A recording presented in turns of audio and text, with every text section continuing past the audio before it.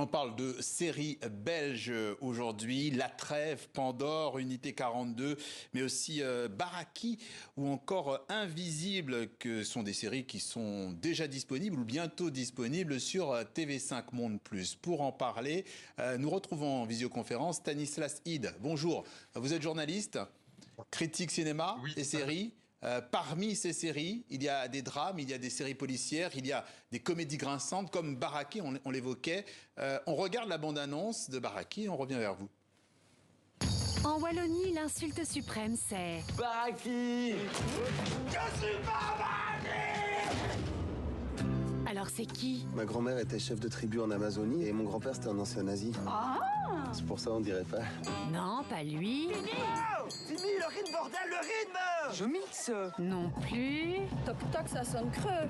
Alors c'est qui? Et le gagnant est... T'es mon Baraki, d'accord, et moi je t'aime. Bon, on dit merci qui? Merci Baraki, la série belge qui donne la frite sur TV5 Monde. Et Stanislas Ide, on vous retrouve indépendamment du genre. C'est quoi le secret d'une bonne série belge ? Je pense qu'il y a une bonne diversité de formats, de tons. On a des thrillers judiciaires, des thrillers policiers. On le voit avec Baraki, on a aussi des comédies totalement loufoques. Je pense que notre chance du côté des séries belges, c'est d'avoir un peu dû réinventer tout. Il y a 10 ans, on avait déjà des séries avant, mais on a vraiment décidé de redémarrer à zéro. Et donc il y a une liberté par rapport au passé, et donc une grande liberté justement de ton, qui va de la comédie, je vous le disais, jusqu'au drame, vous le disiez aussi, et avec vraiment du coup des séries qui ne se ressemblent pas du tout et qui peuvent étonner tous les publics, chez nous comme ailleurs. Justement, chez nous, comme ailleurs, vous le dites, ce ton des séries, il plaît au-delà de la francophonie.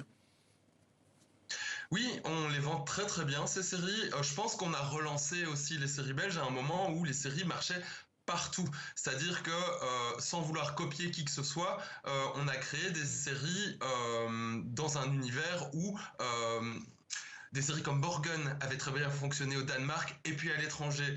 Le Bureau des légendes en France aussi qui s'exportait bien. Et donc, je pense qu'on arrive à un bon moment où on peut penser local et global, comme on dit souvent, et où l'ambition, tant dans l'écriture que dans la production de cette série, était très très grande, ce qui a séduit le marché international, qui technologiquement aussi est favorisé par l'utilisation des plateformes. Alors, les questions traitées, l'aspect social, un peu le village global, est-ce que ces thématiques finalement marquent cette forte identité de vos séries ?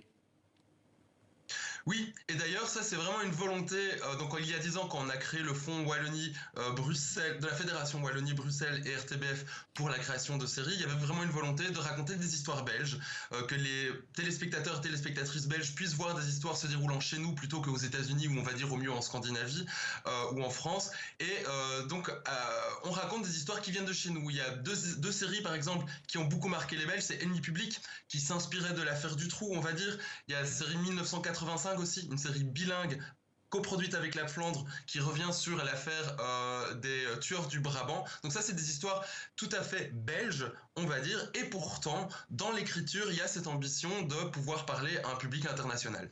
Et comment ces séries finalement arrivaient à devenir éligibles à un financement de ce que vous évoquez effectivement, le fonds RTBF FWB?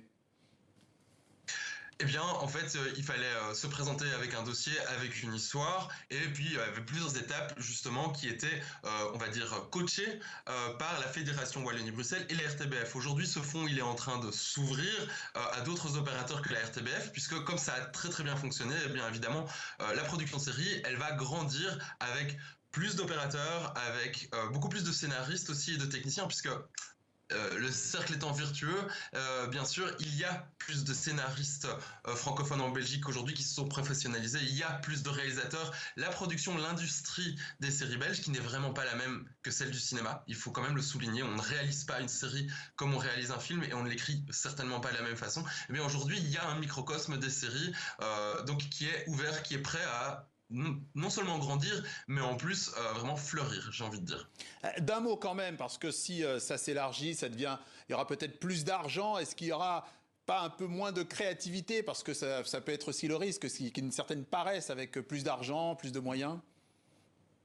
Oh, on reste en Belgique, hein, c'est pas Hollywood. Non, je pense qu'il y a quand même une pression de bien faire, ça c'est sûr. Tous les projets ne passent pas, hein. Il s'agit quand même d'une commission où on a envie de raconter une histoire qui compte et qui a un lien avec l'actualité et aussi avec le public, tant local que global. Donc non, je pense que les scénaristes qui se lancent dans des projets de série, ils n'ont pas intérêt à suivre des avenues bien tracées. Et en plus, on le disait en début d'entretien, la spécificité de toutes ces séries belges, c'est à chaque fois de plutôt aller chercher l'originalité, une tonalité différente, plutôt que de se dire tiens, on va faire ce qu'on a déjà bien fait ailleurs. Donc ce risque, je pense qu'il va pas être trop glissant. Les précisions de notre confrère Stanislas Sid, critique cinéma série. Merci d'être passé par le journal de TV5 Monde. Avec plaisir.